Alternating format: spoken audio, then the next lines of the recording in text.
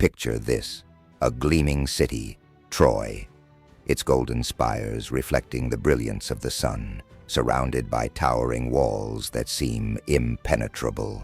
For 10 years, it withstood the fury of the greatest warriors of Greece. The Trojan War is not just a story of battle. It is a saga of gods and mortals, love and betrayal, pride and cunning, a story immortalized in legend, poetry, and art. But how did this war begin? And what about it has captured the imagination of humanity for thousands of years? To answer that, we have to step into a world where gods walked among mortals and fate was written in the stars. It began, as all great tragedies do, with a simple act of jealousy. On the summit of Mount Olympus, the gods were celebrating a grand wedding feast for Peleus and Thetis. Everyone was invited, except Eris, the goddess of discord. Angered by the slight, she hurled a golden apple into the gathering with the words, "To the fairest," engraved on it. What followed was chaos.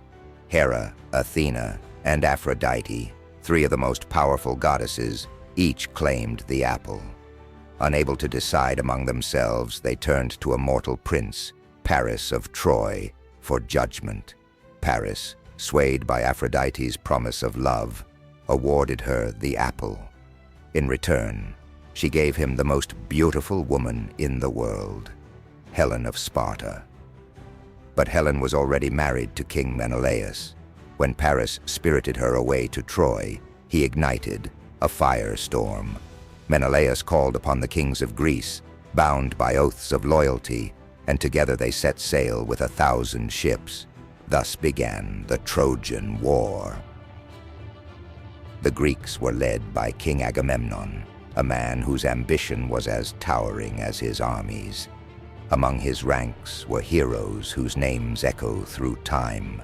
Achilles, the near-invincible warrior, whose strength was matched only by his fiery temper. Odysseus, the cunning and resourceful king of Ithaca, known for his silver tongue and sharp mind. And Ajax, a colossus of the battlefield, who fought with unmatched ferocity.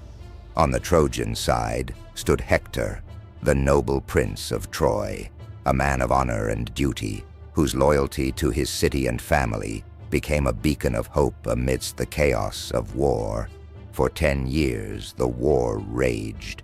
The gods themselves took sides, their rivalries playing out on the battlefield.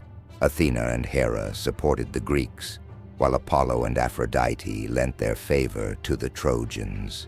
Imagine this: lightning bolts crackling from Zeus's hand, arrows blessed by Apollo striking true, and divine tempers shaping the fate of mortals.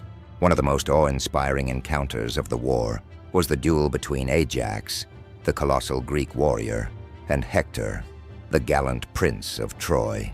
With both armies watching, these two champions faced off, their battle a spectacle of strength and skill.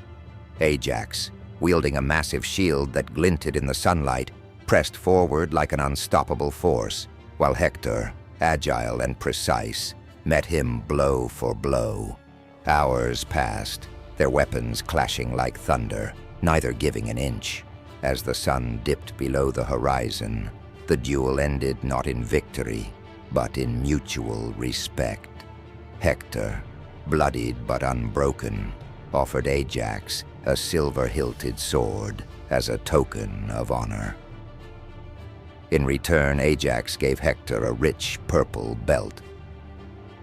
Their exchange was a rare moment of dignity in a war defined by destruction, a fleeting glimpse of the humanity that endured even amid the chaos. Another unforgettable episode came with Diomedes, a Greek warrior favored by Athena. On a single day of battle, Diomedes achieved the unthinkable. He wounded not one, but two. First, he struck down Aphrodite as she tried to save her son, Aeneas, slashing her wrist with his spear. Then, emboldened by Athena's guidance, Diomedes hurled his weapon at Ares, the god of war himself, forcing him to flee the battlefield in agony. It was a moment of triumph for mortals. showing that even gods were not invincible when facing mortal resolves. The gods' influence loomed heavy during the duel between Hector and Achilles. Apollo, who had long protected Troy, gave Hector incredible strength and endurance to face Achilles. But as fate turned against Troy, Athena deceived Hector, appearing in the guise of his brother Deiphobus. She lured Hector into facing Achilles without backup. The duel was brutal, and Hector fought valiantly, but Achilles, with his unmatched skill and divine armor forged by Hephaestus, dealt the final blow. As Hector fell, Apollo's light seemed to dim over the city of Troy, signaling the beginning of the end. Yet amidst the chaos of war, moments of humanity shine through. Priam, the aging king of Troy, bravely approaches Achilles to beg for his son's body. Imagine the scene: an old man kneeling before the very warrior who killed his son, saying, "I have kissed the hands of the man who killed my son." Achilles, moved by Priam's grief, returns Hector's body. In that fleeting moment, war pauses, and two enemies connect through shared loss. As the years dragged on, the Greeks grew desperate for a way to break Troy's defenses. It was Odysseus who devised the ultimate stratagem, the Trojan Horse. A massive wooden structure, hollowed out to hide Greek soldiers within, was left at the gates of Troy as an offering of surrender.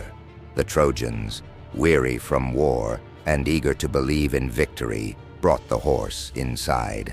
That night, as the city celebrated, the hidden soldiers emerged. They opened the gates for the Greek army, which had feigned retreat. Troy was sacked, its people scattered or enslaved. The city that had stood proud for so long was reduced to ashes. What makes the story of the Trojan War endure? Is it the grandeur of the battles, the meddling of gods, or the deeply human moments of love, loss, and redemption? Perhaps it is all these things. Thanks to Homer's epics, the Iliad and the Odyssey, we have a window into this ancient world. The Iliad captures the rage and sorrow of war, while the Odyssey tells of Odysseus's perilous journey home. So what do you think? Was the Trojan War a tale of glory or a cautionary lesson about hubris? Let us know in the comments. And if you enjoyed this journey through myth and history, don't forget to like, subscribe, and hit the bell icon. Until next time, keep exploring the past to understand the present.